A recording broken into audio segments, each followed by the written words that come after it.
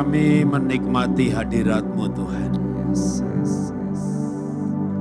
Terima kasih buat kehadiran Roh Kudus di tempat ini.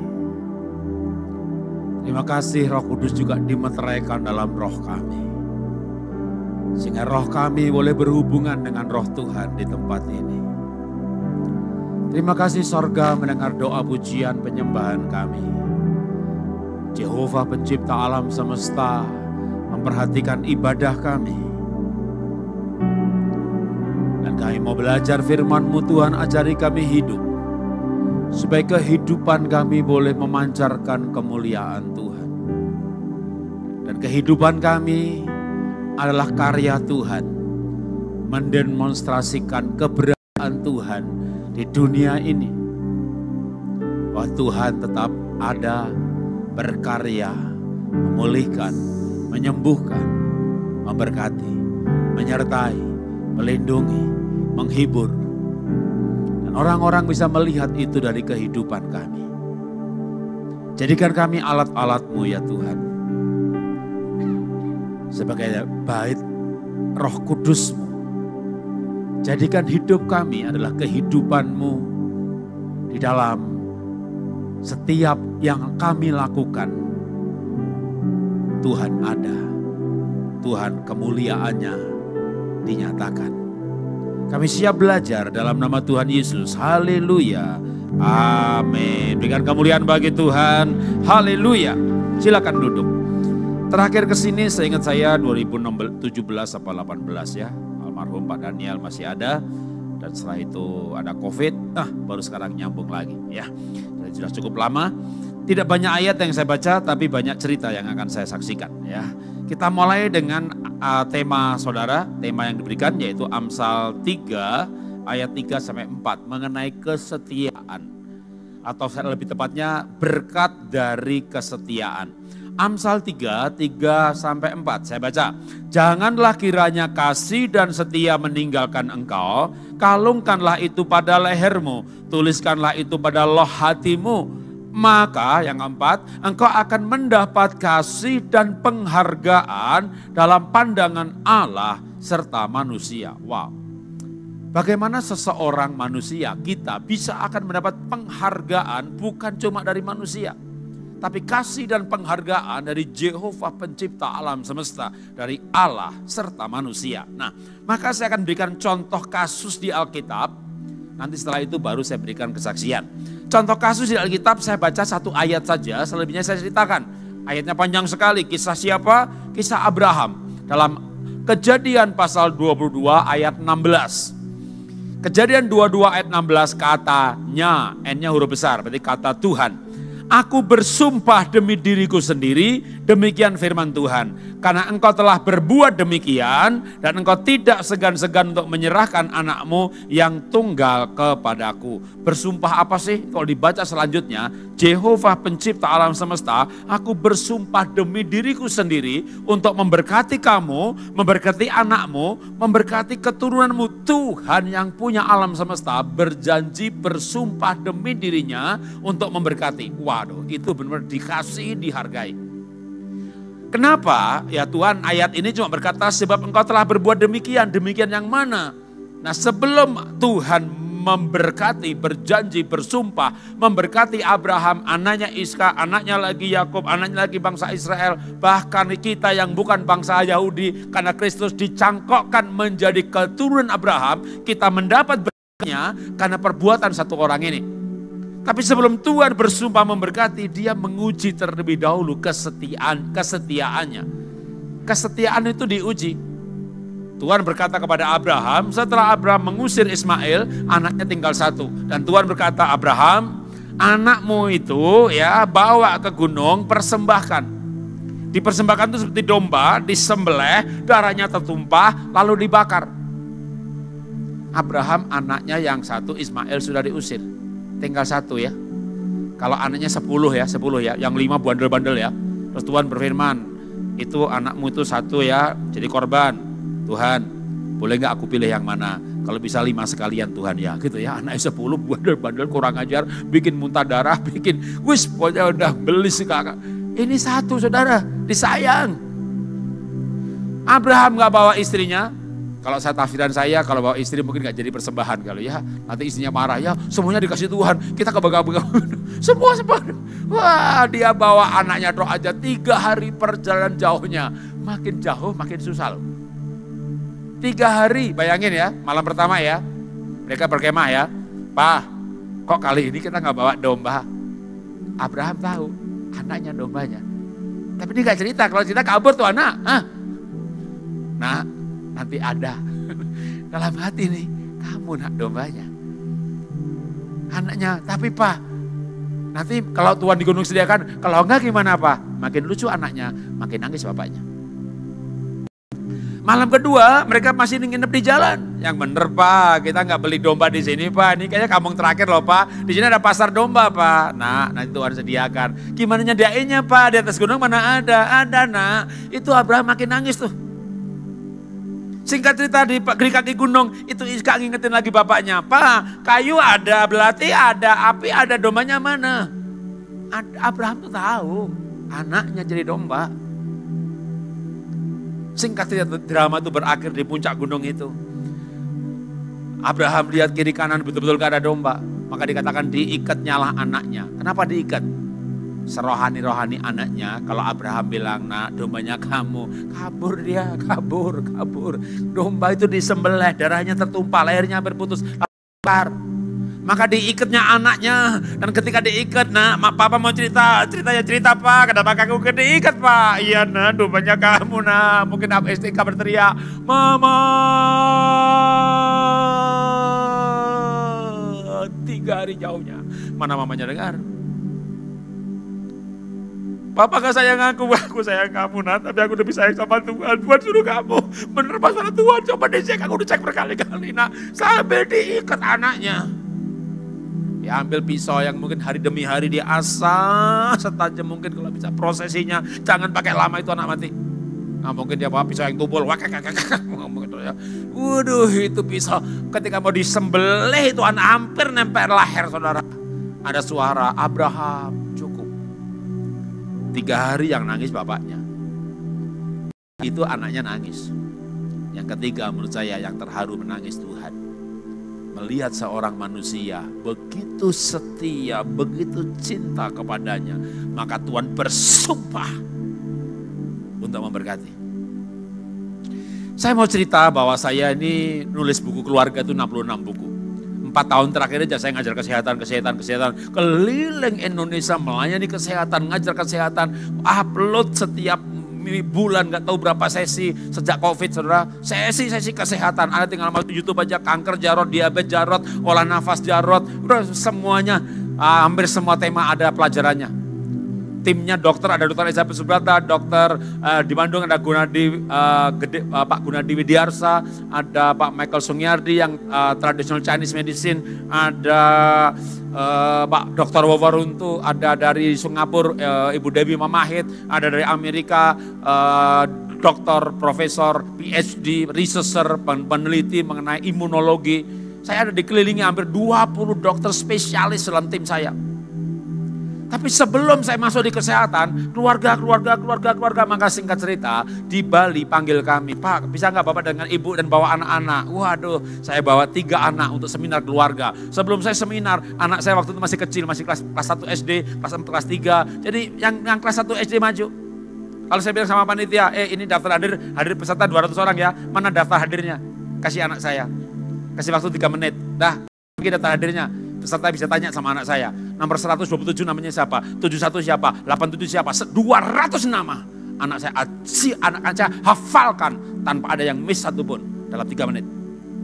Anak saya nomor 2, hampir gak naik kelas. Kelas 1 SD, naik kelas 2, naik bersyarat.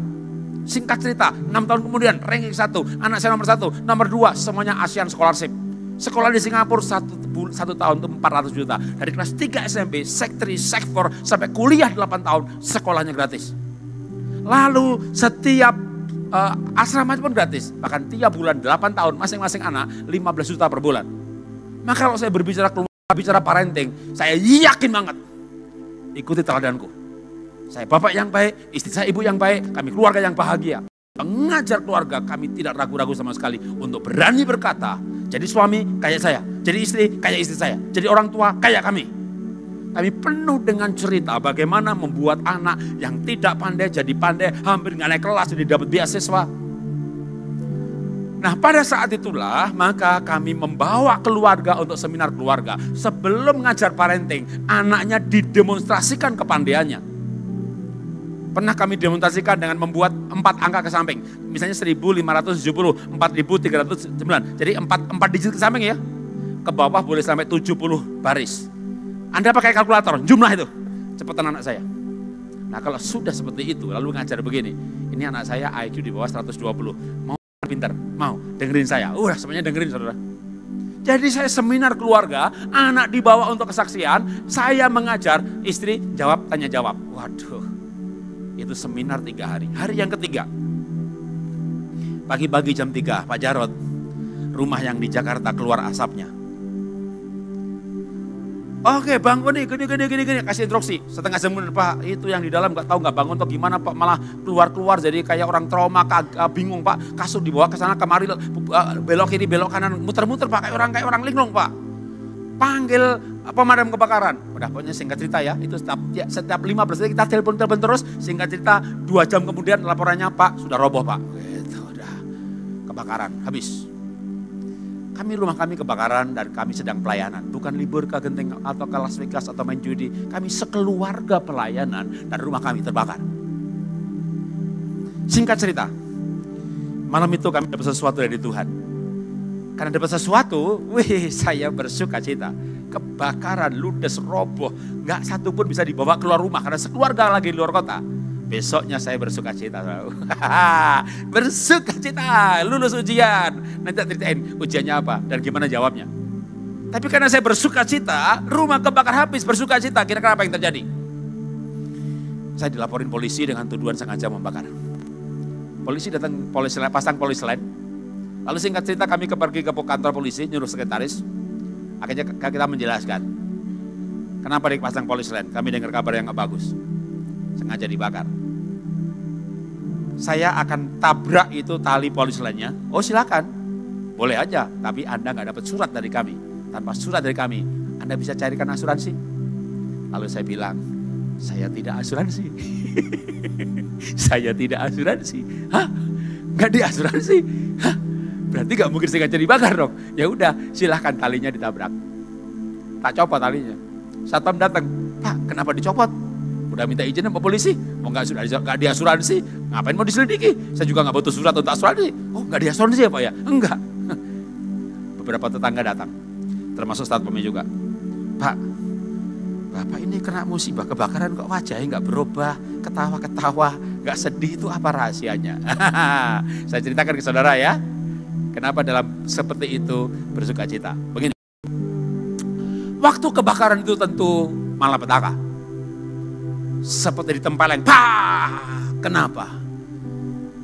Kalau itu yang kebakar nilainya 2,5 miliar, saya bukan konglomerat, tapi engkong saya melarat iya.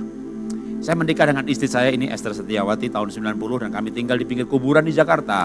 Kontrak rumah 450 ribu untuk 6 bulan. Itu rumah pinggir kuburan, 6 kali 6 meter persegi. Sebelah saya tukang bakso, sebelah saya office boy. Saya hidup dari bawah. Lalu saya nabung, beli rumah 1, nabung lagi beli rumah 2, nabung lagi beli mobil 1, nabung lagi mobil 2, nabung emas 1, emas 2. Semuanya dijual, lalu beli yang kebakar itu. Lalu nabung lagi, renovasi. Setahun setelah renovasi, kebakar habis. Jadi itulah satu-satunya aset kami. Kalau orang punya 100 miliar, kebakar 2,5 miliar enteng lah ya. Ini saya kumpulin 13 tahun, lalu kebakar. Kenapa saya bersuka cita? Karena di tengah pergumulan yang berat itu, Tuhan kenapa ini terjadi? Kami sedang pelayanan sekeluarga untuk menunjukkan ini loh keluarga Kristen. Kenapa terbakar? Gitu ya. Ya gak dijawab, memang Tuhan tuh suaranya jelas gitu ya. Kan sering gak jelas, sering gak berbicara, sering diem aja. Kita gak denger. Tapi di tengah onggokan abu itu, tiba-tiba kayak pengertian datang. Iya ya, ini hartaku cari 13 tahun loh, jadi abu. Cepat banget ya, 2 jam habis. Hah, Tiba-tiba sudah pengertian yang sudah umum, Anda juga mengerti bahwa harta tidak kekal. Bener loh, harta itu gak kekal. Anda gak percaya? Selesai kebaktian, cari korek api, ya, mobilnya dibakar, ya, rumahnya dibakar, ya kan, 2 jam habis loh, ya. Lalu kalau harta gak kekal, tiba-tiba saya dibawa pimpin begini. Gue cari 13 tahun 2 jam habis. Berarti mulai hari ini, itu kejadian 2009, udah lama ya. Berarti mulai hari ini, saya mau cari yang tidak bisa terbakar. Kalau ada orang yang masuk surga gara-gara pelayanan saya, itu buah kerajaan saya. Kalau saudara nggak jadi cerai, saudara berubah hidupnya karena pengaruh saya, itu buah pelayanan saya. Kalau Anda berubah karena pengaruh saya, itu buah pelayanan saya berubah, itu buah roh. Itu yang kekal. Jadi setelah mengalami musibah itu, saya berjanji di hadapan Tuhan, saya mau melayani lebih sungguh-sungguh lagi. Dan saya tulis buku lebih banyak lagi. Saya cetak, saya bagi gratis hamba Tuhan, berapa ratus ribu hamba Tuhan di Indonesia terima buku gratis dari saya. Saya mulai masuk siaran radio, nggak usah dibayar, siaran, masuk televisi, siaran, semuanya makin tergila-gila, semangat melayani luar biasa. Malam itu saya komitmen melayani lebih sungguh-sungguh setelah kebakaran, karena sadar bahwa harta tidak kekal. Malam itu saya dapat penglihatan.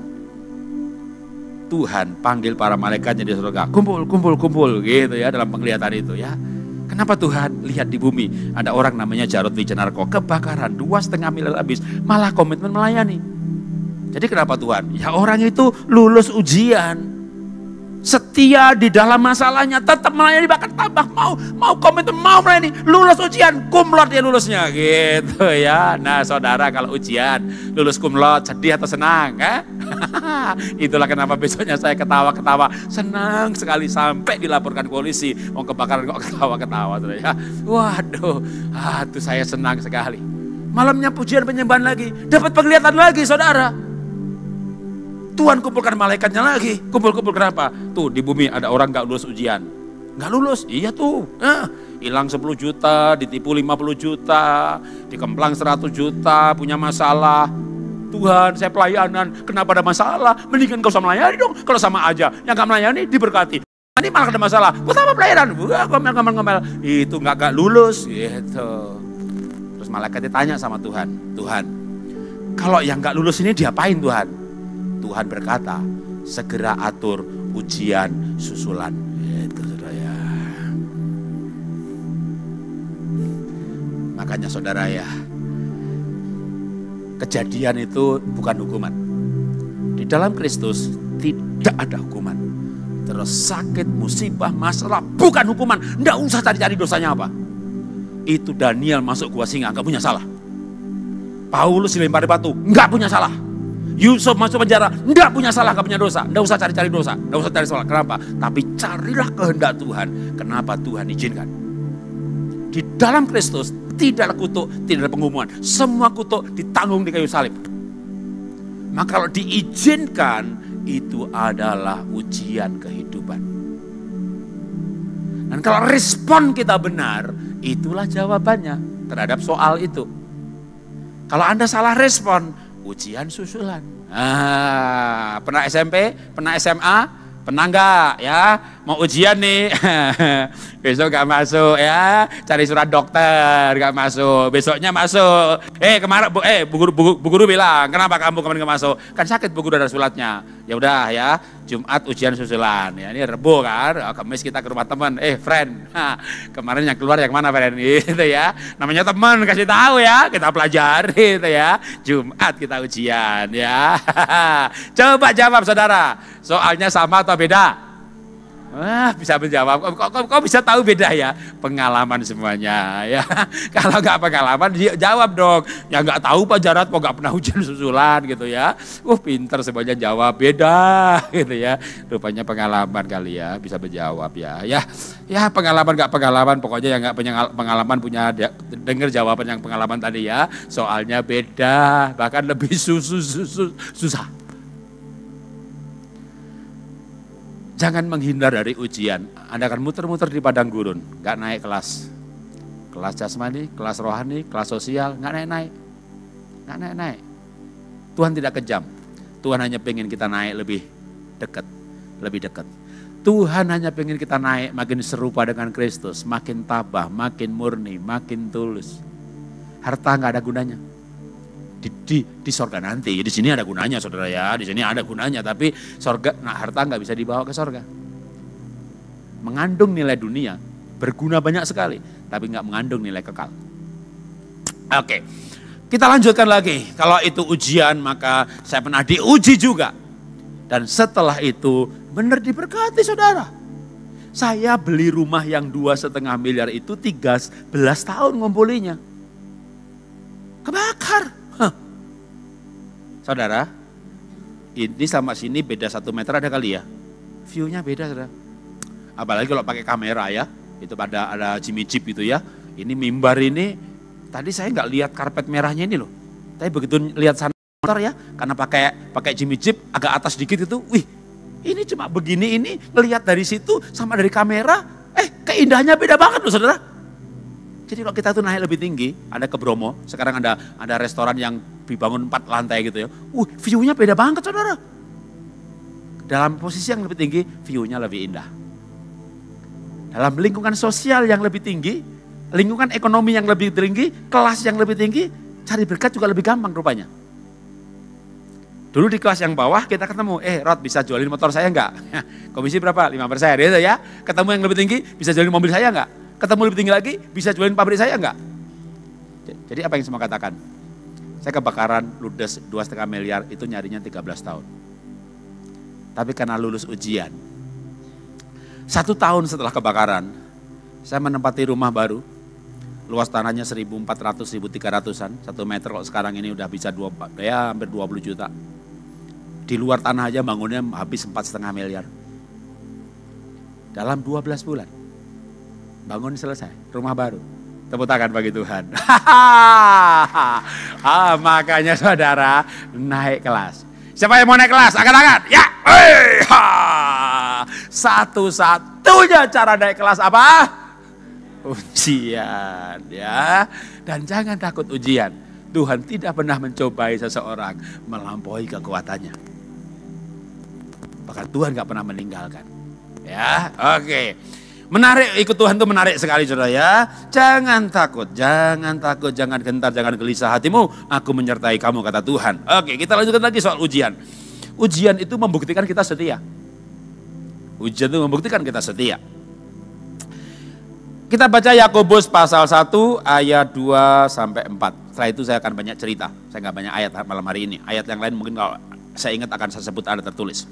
Yakobus pasal 1 ayat 2 sampai 4. Saudara-saudaraku, anggaplah sebagai suatu kebahagiaan apabila kamu jatuh ke dalam berbagai-bagai pencobaan. Sebab kamu tahu bahwa ujian terhadap imanmu itu menghasilkan ketekunan. Dan biarlah ketekunan itu memperoleh buah yang matang. Supaya kamu menjadi sempurna dan utuh dan tak kekurangan suatu apapun. Wong jatuh dalam berbagai pencobaan kok berbahagia. Ya berbahagialah ya. Sebentar lagi lulus cum laude. Lagi naik kelas gitu ya. Waduh, memang tidak mudah untuk berbahagia dalam berbagai pencobaan. Kalau saya kompres berbagai pencobaan dan kebetulan memang dipadatkan dalam satu kurun waktu yang namanya 2019, 2021, 2022 saudara. Saya kesini belum kejadian, tapi sudah mulai sih permulaannya, yaitu Millennial Kills Everything. Saya Jarod Wijenarko berkongsi dengan Tanu Sutomo, kami berdua mendirikan IFA, Indonesian Footwear Agency, tadinya ekspor sepatu, lalu akhirnya menjadi MLM sepatu. Supplier kami banyak di Bandung ini. Tapi ketika platform datang, omset kami menukik, saudara, menukik bulan demi bulan. Tadinya cukup gede sih, ada sekitar 40-50 M per bulan. Dengan keuntungan bersih 15%, udah potong pajak, potong pegawai, potong barang rusak, potong segala macam udah. Hidup sangat diberkati. Tapi nyungsep. Dari 40-50 tinggal ini dalam hitungan bulan ya. 35, 30. Itu dalam setahun itu tinggal separuhnya. Tahun depannya separuhnya lagi. Tahun depannya lagi, udah. Kami punya pegawai 400 orang. Gaji pegawai aja 3,5 miliar. Jadi kalau omset itu tinggal 4 miliar, itu udah rugi. Listriknya, pajaknya, maka masuk COVID, kami rugi. Bahkan benar-benar masuk COVID, kami pilot. Maka tahun 2020, kami utang 18 miliar. Kongsi saya, pembuluh darahnya pecah. Masuk rumah sakit, buka kepalanya, tutup lagi, mayat hidup di rumah sakit, 1 bulan gak sadar. Rumah sakit angkat tangan, dibawa pulang, mayat hidup di rumah 1 bulan gak sadar. Saya gak stroke, karena saya orang sanguin. Orang sanguin itu ada masalah gak kelihatan, tahu-tahu mati, kayak pelawak, tahu-tahu mati gitu ya. Jadi saya gak stroke, tapi gula saya 600. Gula darah saya 500, kembali ke tahun 2009, saya gula seperti itu. 2010 saya belajar kesehatan, cuma gak ngajar ke orang lain, lepas obat, lepas insulin. Tidak pakai insulin, lepas obat. 2010. Ketika mulai bangkrut, mulai naik lagi, begitu benar punya utang, bangkrut satu kata ya. Datang debt collector, datang oknum berbagai angkatan atau yayasan atau ormas, bukan bantu, tambah meres, ada bangkrut satu kata. Belum lagi ketika masalah legal sudah selesai, kalau Anda punya toko, omsetnya 100 juta, di gudang berapa? 400, 500? Nah kalau saya 50 miliar, di gudang berapa? 300, 350 M. Terus tutup kan perusahaan, produk kami itu kayak ada kosmetik, ada yang expired. Gimana perasaan Anda kalau bulan ini yang expired ada sih 600 juta, bulan ini malah 1,5 M Pak gitu. Terus yang expired apa? Dibuangin. Diambil botolnya, isinya dibuang, botolnya dikiloin. Berapa sih paling 25 juta? Gimana perasaan Anda buang 1 M tahu 1 bulan? Itulah kenapa kongsi saya pembuluh darahnya pecah di otak. Bangkrut satu kata, itu yang kami alami. Ketika yang tersisa adalah utang, jual ini jual itu, ada macam-macam deh. Untuk kami pribadi, anak waktu itu masih di Australia 1, biayanya cukup tinggi. Jual cincin, jual kalung, jual mobil 1, jual mobil 2. Ada untung loh, saya masih ada untungnya. Istri saya itu punya simpanan emas 61 kilo. Emas Jarot. Wijanarko. Tidak dijual. Aduh.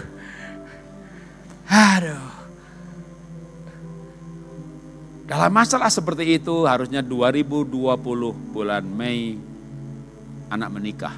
Tapi COVID datang. Sedangkan anak sudah punya jadwal. Beli apartemen lebih murah kalau sudah menikah dan seterusnya. Jadwal itu gak bisa digeser ke belakang. Maka udah taruh uang di hotel, taruh di down payment, segala macam. Udah akhirnya menikah secara online, pakai Zoom. Awalnya pun Singapura, sama juga Indonesia ya, 50 orang boleh kumpul, ganti 25, ganti 10, ganti 5. Tinggal besok, hanya 2 orang boleh dalam satu ruangan. Sehingga adik yang ngatur sound system, keyboard segala macam, terus dia keluar, baru kakaknya masuk sama pengantin. Anak saya itu ya WL-nya, ya main musiknya, ya pengantinnya.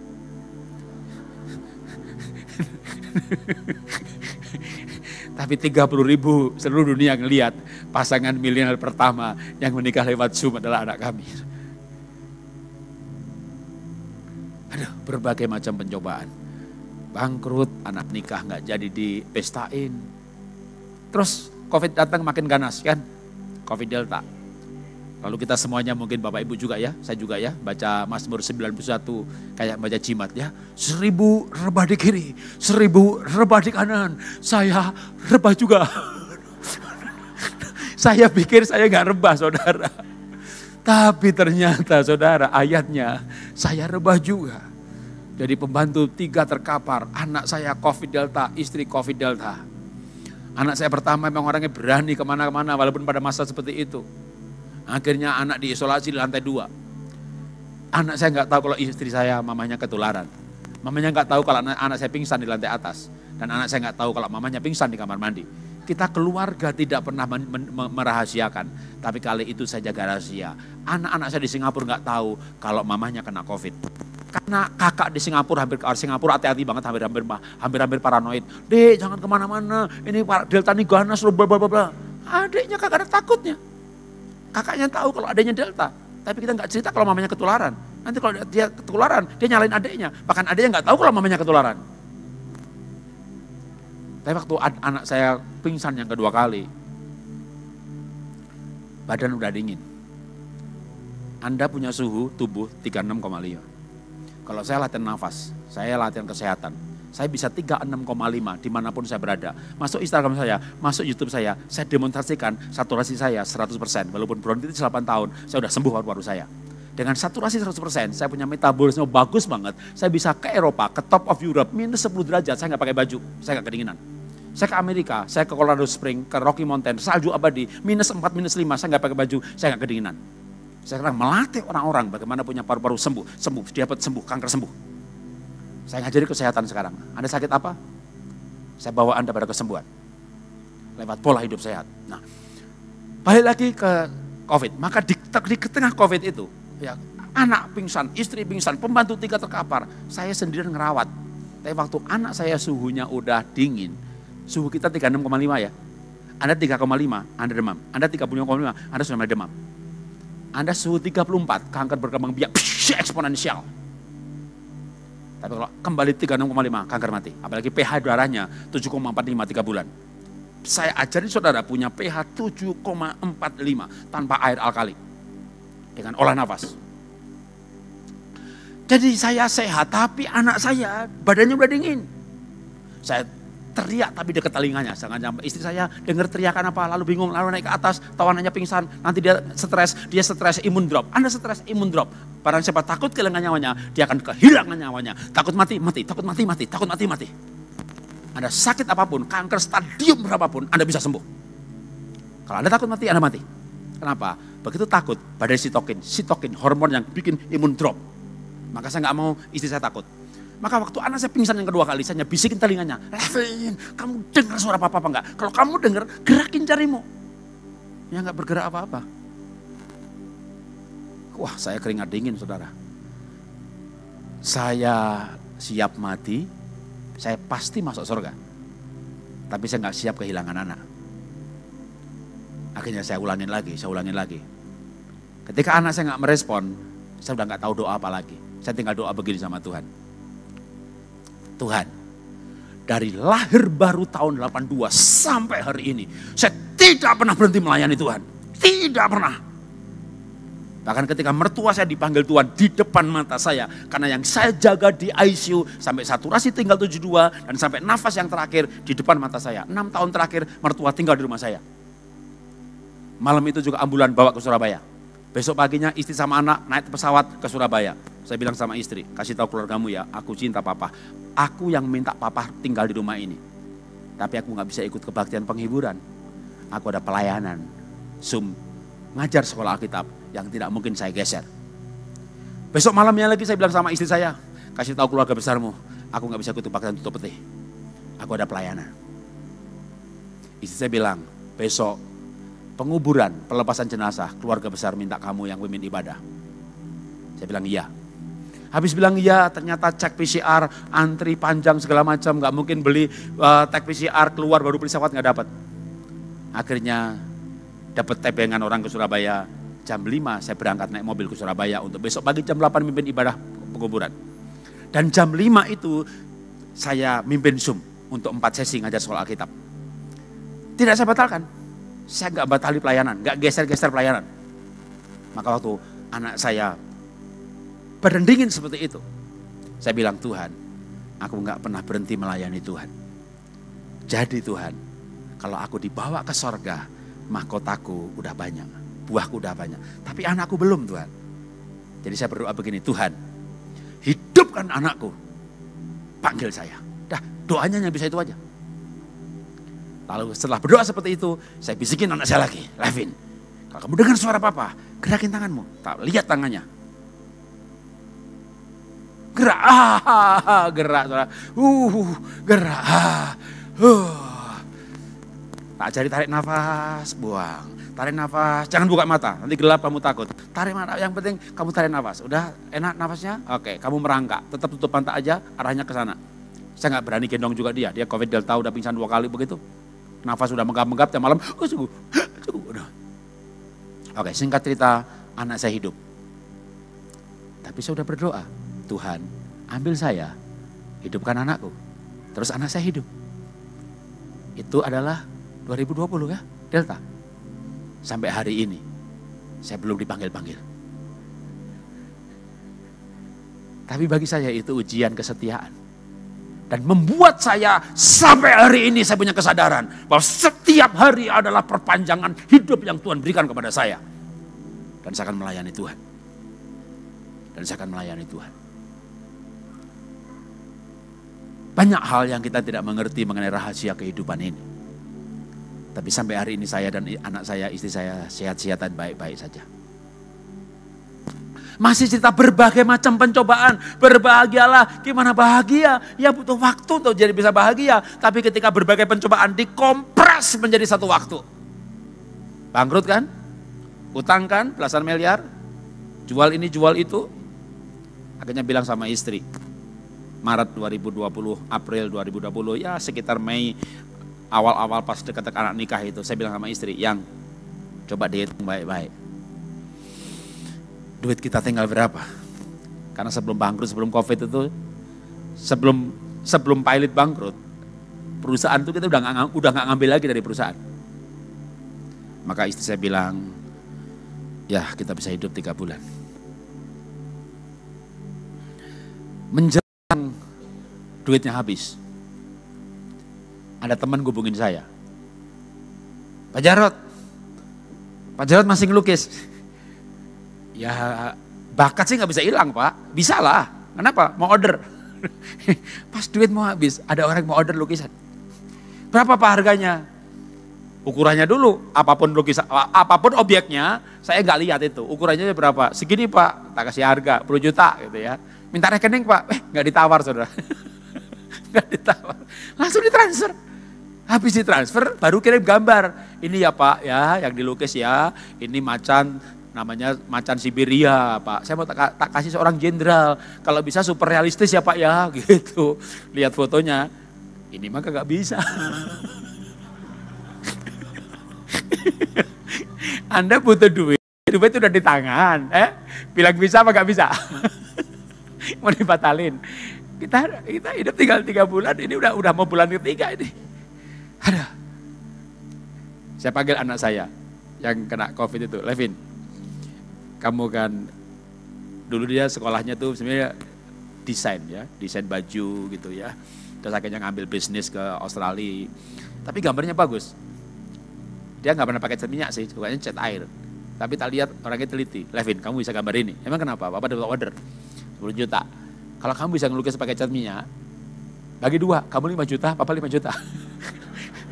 Ya dapat order kan Papa. Ya nanti begini, kita hamba Tuhan nggak boleh bohong Pin. Nanti di kanvas itu, kamu gambar macannya, Papa gambar backgroundnya. Tapi yang tanda tangan depan kanvas Papa. Di belakang kanvas kita kasih tulisan. Dilukis berdua, Jarod dengan putrinya Levina Kristi. Kita tanda tangan berdua. Fair kan? Gak bohong kan? Oke. Gitu. Jadi bagus. Ya bagus lah yang bikin anak saya. Pembelinya seneng, tak upload di Instagram ya kan. Orang pernah bilang, bagus. Dapat order lagi. Macan lagi. 10 macan ada kali saya terima order. Totalnya selama pandemi 2 tahun saya terima order 162 lukisan. Dan harga sudah saya naikkan 25-30. Saya dapat 3,2 miliar selama 2 tahun dari lukisan. Tepuk tangan bagi Tuhan. Lukisan macan yang kedua saya berdoa kepada Tuhan. Tuhan, waktu Tuhan perintahkan Musa untuk membangun tabernakel. Itu namanya ininya, mahkotanya, kandilnya. Itu ada ukurannya semuanya saudara. Rumitnya minta ampun. Gimana bangunnya? Semuanya bingung. Musa kumpulkan para pegawainya, anggotanya, stafnya. Lalu Tuhan mengurapi mereka. Lalu Tuhan membuat mereka tahu dan mampu bagaimana mengerjakannya. Itu namanya urapan marketplace. Dan saya bilang sama Tuhan, urapi tanganku Tuhan. Aku bisa melukis apapun yang dipesan. Sejak itu kalau saya dapat order, saya pasang 4 kanvas. Saya lukis serentak. Yang satu ekspresionis, yang satu realistis, satu pemandangan, satu macan. Gak ada masalah. Tanganku bisa melukis 4 sekaligus. Itulah kenapa 2 tahun pandemi 162 lukisan. Makanya waktu sebelum dapat order lukisan, udah mepet duitnya mau habis. Tiap hari nyanyi lagu saudara. Walau ku tak dapat melihat semua rencanamu Tuhan. Tuhan, aku punya rencana bangun perusahaan ini sampai go public. Dan setelah itu aku jadi komisaris. Aku akan pelayanan kemana-mana. Bisa beli tiket sendiri, gak usah minta persembahan kasih. Betapa, Bu, aku mulia Tuhan, cita-citaku aku punya duit banyak, aku gak hedon loh. Mobilku sederhana loh, bajuku sederhana loh. Kita punya gaji pegawai satu bulan 3 miliar. Hidupku sangat sederhana. Bahkan orang gak tahu kalau saya pengusaha, taunya pendeta. Pakai batik juga batik murahan, pakai celana juga model begini. Tuhan tahu kan rencanaku. Cukup rohani dan mulia. Kenapa Tuhan bangkrutkan? Saya pikir saya gak akan bangkrut. Berapa ribu pendeta, bahkan puluh ribu pendeta, bahkan bisa ratus ribu loh, terima buku saya gratis. Kita udah bangun 3 bulan sekolah di pedalaman. Sampai saya pikir Tuhan, kalau saya bangkrut Tuhan rugi. Karena begitu banyaknya keuangan yang kita pakai buat pelayanan. Sampai saya yakin tidak akan bangkrut. Begitu bangkrut, maka betul-betul, walau ku tak dapat melihat. Singkat cerita, begitu dapat order lukisan 1 lagi, 2 lagi, 4 lagi, ngantri ordernya. Begitu pasang kanvas, aku gak nyanyi lagu lagi, walau ku tak dapat melihat. Begitu pasang kanvas, saya putar lagu, Tuhan selalu menolongku, selalu menjagaku. Dia mengenyangkanku dan peliharaku seumur hidupku. Selama COVID nyanyi lagu itu terus sampai selesai COVID, kebaktian on-site.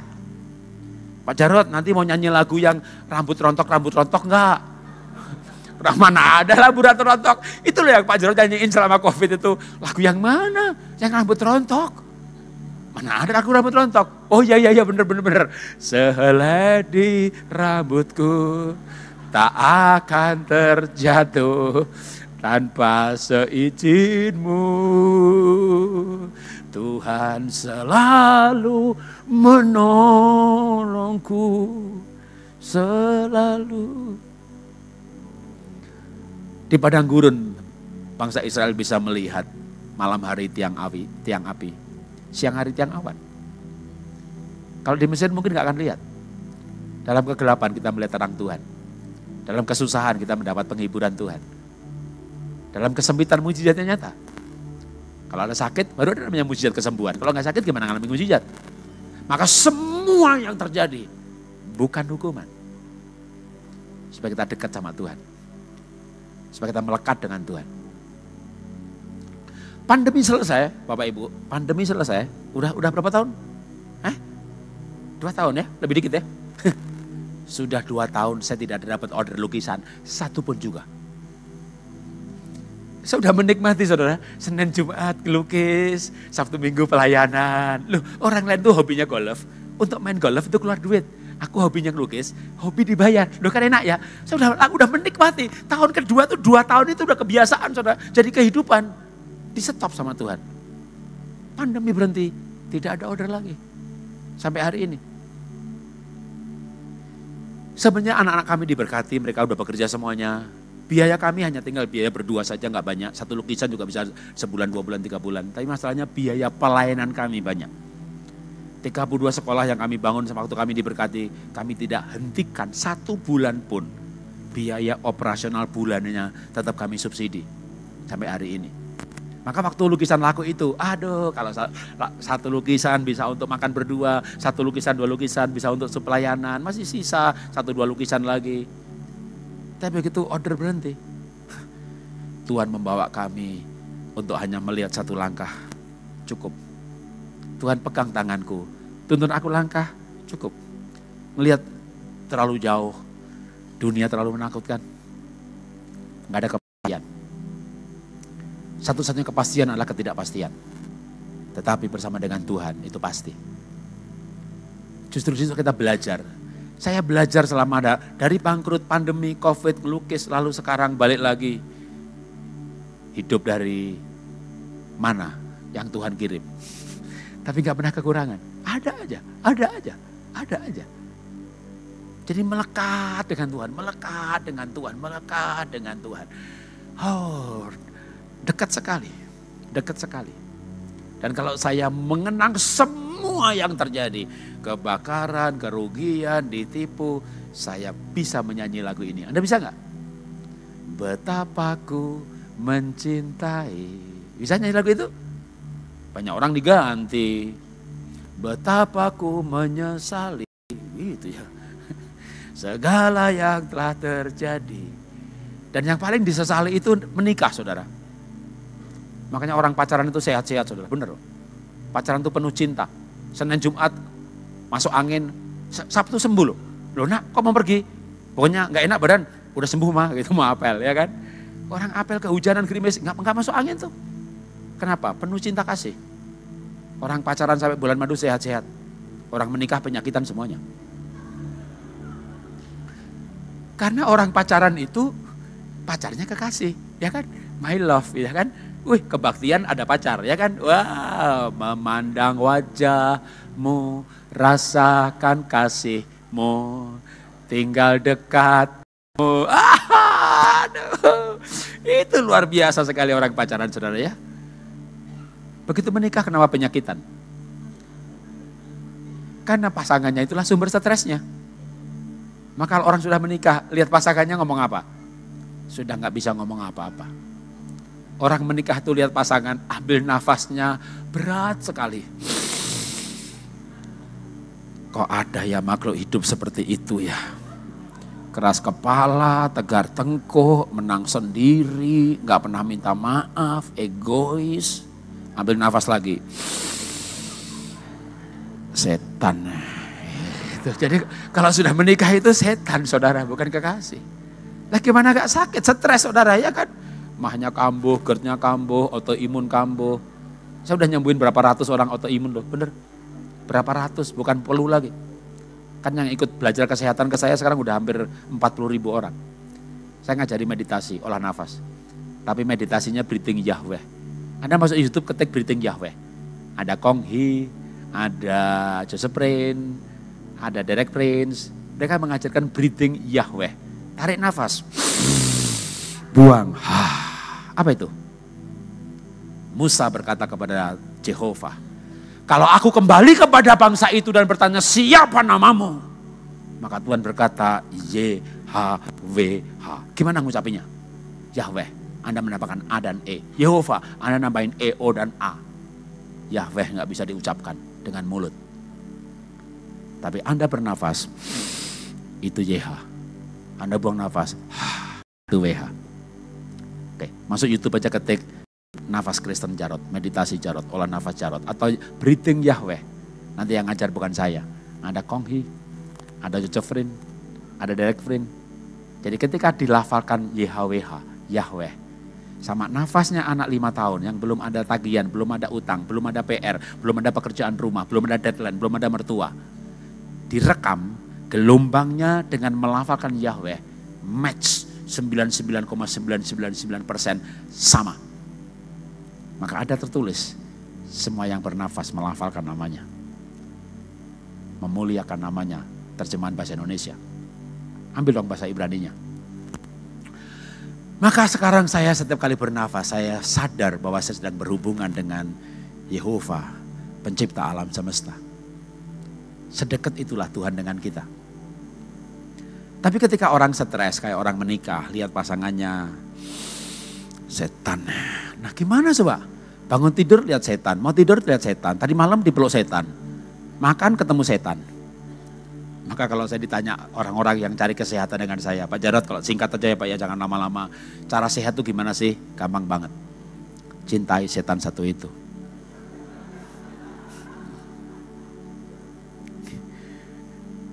Allah adalah kasih. Barang siapa di dalam kasih, Allah di dalam dia. Dan dia di dalam Allah. Kalau Allah di dalam saudara, saya tanya ya, sakit apa yang Jehovah pencipta alam semesta tidak bisa sembuhkan? Cari orang autoimun yang dokter nggak bisa sembuh, boleh kasih nomor WA saya ke dia, biar dia ngubungin saya ajari untuk sembuh. Cari orang kanker stadium 4, kasih nomor WA saya, boleh nomor WA saya boleh dibagikan. Nanti saya ajari apoptosis supaya sel kanker bunuh diri. Saya ajari ice bathing, saya ajari breathing teknik. Orang kanker nggak boleh hipoksia, tapi saya ajari terapi hipoksia supaya saturasi bisa 100%. Semuanya alasannya medis, bukan meditasi keyakinan. Saya belajar dari Profesor Dr. John Kabat-Zinn. Itu kepala Fakultas Kedokteran MIT Amerika. Dr. Patricia Garbang, Dr. Stan Ekberg. Dulu orang olah nafas meditasi yang ngajar dukun di Padepokan. Sekarang profesor, doktor, researcher, PhD, dan semuanya penjelasannya ilmiah. Logis. Maka berapa ratus dokter juga ada dalam WA grup saya belajar olah nafas. Ini pengumuman tambahan ya. Dulu saya banyak ngajar keluarga. Sekarang sama anak pergi, saya ngajar kesehatan. Zoom saya, Zoom kesehatan. Jadwal saya, jadwal kesehatan. Dan itu seperti Tuhan kembali kepada pencobaan ketika saya bangkrut. Gula 600. Saya kembali ke tahun 2009, gula 600. Bedanya, saya minum obat sampai metformin pagi 1000, malam 1000, glimepirid 4 mg pagi, 4 mg sore, udah double dosisnya double. Gula tetap 600. Puasa, gula tetap 600. Bangun tidur, gula lebih tinggi. Apa artinya? Obat udah nggak nyanda. Olahraga, gula nggak turun, puasa, gula nggak turun. Kenapa? Stres. Gimana nggak stres? 260 miliar hilang. Sisa utang 18 miliar. Diancam mau dibunuh. Yang bunuh adalah oknum sebuah angkatan tertentu. Yang bisa berkata setiap saat, anak bapak lagi di mall ini lantai 2. Dia bisa mendeteksi anak saya ada di mana dengan kecanggihan alat yang dimilikinya. Dan dia bisa bunuh anak saya kapan saja. Maka kita dalam ketakutan yang luar biasa, stres yang luar biasa. Obat nggak nyanda. Saat itulah saya belajar meditasi. Dan gula saya mendekati normal kembali. Masih 6,6 sekarang HbA1c. Tapi dari 11,5. Obat kadang minum kadang enggak sekarang. Kekuatan batin yang dipenuhi dengan kasih Tuhan. Intinya adalah kasih. Intinya mengampuni. Intinya ikhlas. 260 miliar harus diikhlaskan. Buang yang expired 1 miliar, 2 miliar tiap bulan harus diikhlaskan. Yang susah ikhlas begini. Dulu jual ruko 2 miliar. Terus setahun kemudian, Pak rukonya jadi mau dijual. Bolehlah aku ambil 3 miliar itu. Terus Anda kembali gak ikhlas gitu. Anda sakit. Anda gak ikhlas, Anda sakit. Anda harus belajar ikhlas. Anda harus belajar lepas dari harta. Anda harus lepas dari sesuatu yang tidak kekal. Yang suatu saat Tuhan bisa ambil tiba-tiba. Kita gak tahu Tuhan siapa yang ambil. Anak, pasangan. Itu semuanya milik Tuhan. Anda masih memiliki, Anda gak bisa ikhlas. Anda harus melekat dengan Tuhan. Bukan berarti kita gak cinta keluarga. Bukan berarti kita nggak tanggung jawab dengan uang yang kita pegang. Tapi kita harus bisa membedakan antara tanggung jawab dan sadar punya kita apa punya Tuhan. Ketika pelajaran sampai di situ, menarik sekali. Autoimun sembuh, GERD sembuh, kanker sembuh. Saya kenyang dengan terima kasih. Pak, terima kasih Pak. Saya khotbah di tempat Pak Wiryo Hadi. Yang mendampingi saya khotbah bilang begini, Pak itu WL-nya autoimun. Saya kasih kertas, saya tulis nomor WA saya, kasih ke dia. Justru bukan begitu Pak Jarod. Mau ngasih tahu Bapak tuh, ikut Bapak 6 bulan tuh, lepas obat tuh padahal 11 tahun dia autoimun. Saya khotbah ke Kelapa Gading, yang main keyboard. Selesai khotbah kian, makasih Pak Jarod, makasih Pak Jarod. Sama ngasih begitu. Iyalah Pak, saya 10 tahun minum obat untuk autoimun. Ikut Bapak 6 bulan Pak, lepas obat semuanya Pak. Belum beli suplemen, belum beli makanan dari saya. Baru ikut olah nafas, olah hati, olah pikir, olahraga, ikhlas, dan seterusnya. Banyak juga modulnya. Di YouTube ada semuanya 17 modul. Satu modul bisa 10 sesi, banyak banget. Tapi Anda ikut aja kalau mau. Ada di sini yang butuh kesehatan, yang sudah capek dengan obat dokter. Yang sudah capek bayar tagihan. Anda perlu sesuatu yang lain. Kesembuhan dari Jehovah pencipta alam semesta. Tuhan tidak berubah. Tuhan Yesus tidak berubah. Yang berubah hamba-hamba Tuhannya. Yang berubah jemaatnya. Yang berubah gerejanya. Tuhan tidak berubah. Dulu nabi-nabi cari Tuhan sungguh-sungguh. Sekarang nabi-nabi cari follower, cari mamon, cari duit, cari terkenal, cari jempol, cari seragam. Maka saya ajak saudara cari Tuhan sungguh-sungguh. Sungguh-sungguh cari Tuhan. Kalau Anda ikut saya olah nafas pagi hari, maka pembukaannya pasti saya putar lagu. Kaulah Tuhan penyembuhku. Dan Anda jangan kaget ya, kalau Anda zoomnya tuh kebetulan pada buka kamera gitu ya. Pakai cadar, pakai jilbab. Saya mengajak sembuh semua agama. Semua agama belajar ke saya. Tapi saya ajarkan mereka, Tuhan itu penyembuh. Tuhanlah yang menyembuhkan. Dan saya mau tanya, sakit apa yang Tuhan tidak bisa sembuhkan? Jawab, Ada Pak, ini Pak, Tuhan nggak bisa, dia nggak mampu Pak, dia udah mati Pak. Dia bangkit, dia naik ke surga. Maka tidak ada yang Tuhan tidak bisa sembuhkan. Bisa sembuh Pak, mau nggak? Adik saya SGPT, SGT udah nggak terkendali. Tiap bulan 15 juta, infus dokter. Nggak masalah, suaminya pejabat. Pejabat itu ya namanya istri pejabat. Mau ke Bali, tiket tersedia. Mau check out udah dibayari orang. Mau ke dokter terawan yang 60-80 juta juga dibayari. Tapi suaminya pensiun. Mas Jarod, Mas Edi udah pensiun. Aku butuh 15 juta, bisa tolong enggak? Kamu tahu kan aku udah bangkrut. Aku gak bisa kasih kamu duit. Tapi kamu mau sembuh enggak? Emang bisa? Mau apa enggak? Ikut saya olah nafas. 6 bulan. Udah gak pernah ke dokter lagi sampai sekarang. Terlalu banyak yang saya bisa ceritakan. Dari ribuan kasus. 10.000 peserta yang ikut belajar kesehatan. Maka saya mau kasih tahu bahwa Tuhan tidak berubah. Dia tidak berubah. Dia tidak menghukum dengan penyakit saudara. Dia hanya menguji. Anda harus dengar suaranya. Saya ajari mengistirahatkan pikiran dan mengistirahatkan perasaan. Dan meditasi adalah pikiran diistirahatkan, perasaan diistirahatkan. Supaya apa? Supaya saudara bisa dengar suara Roh Kudus yang di dalam roh saudara. Roh saudara ada Roh Kudus. Dia pribadi, bukan dogma, bukan doktrin. Kalau pribadi, ya berbicara dong. Kok nggak bisa dengar? Perlu belajar. Belajar apa? Mengistirahatkan pikiran, mengistirahatkan perasaan. Yang bikin sakit adalah berdoa mikir, kebaktian mikir, ibadah mikir, dengan mikir terus ini ke otak ini saudara ya, nggak pernah istirahat. Belum perasaannya lagi. Kecewa, marah, khawatir, susah. Gembira sebentar, susah lagi. Percaya sebentar, khawatir lagi. Saya ajari mengendalikan nafas, mengendalikan perasaan. Sehingga dengan demikian kita makin dekat sama Tuhan. Tuhanlah yang menyembuhkan, tetap bukan saya. Saya cuma ngajarin aja, gini loh ya. Kalau bisa begini, nanti suara Tuhan bisa jelas nih. Tapi gimana mastinya? Ya cocokin sama firman. Makanya pelajarannya banyak. Tapi intinya, kalau Anda merasakan hadirat Tuhan, itulah yang akan menyembuhkan. Mari tunduk kepala, kita berdoa. Bapa, kami bersyukur bahwa kami menyembah Tuhan yang hidup. Tuhan yang sama yang menampakkan diri kepada Abraham. Tuhan yang sama yang memberkati Ishak dan Yakub. Tuhan yang sama yang menampakkan kepada Musa yang membelah lautan. Dan pada mulanya firman-firman bersama dengan Allah, dan firman itu adalah Allah, dan firman itu menjadi manusia. Dan Tuhan yang sama yang disalib yang bangkit. Tuhan yang sama yang membuat orang buta melihat dan lumpuh berjalan. Tuhan yang kami kenal dalam nama Tuhan Yesus Kristus yang tinggal di dalam kami. Rohnya ada dalam roh kami, menyertai hidup kami dan pelayanan kami. Dan kami bersyukur Tuhan kalau kami menyembah Tuhan yang tidak berubah. Ampuni kami kalau iman kami berubah. Ampuni kami kalau pengharapan kami berubah. Ampuni kami kalau yang kami inginkan, angan-angankan, cita-citakan berubah. Tapi kami mau hari ini Tuhan mengambil keputusan. Kami mau melekat dengan Tuhan, menginginkan Tuhan melebihi segalanya.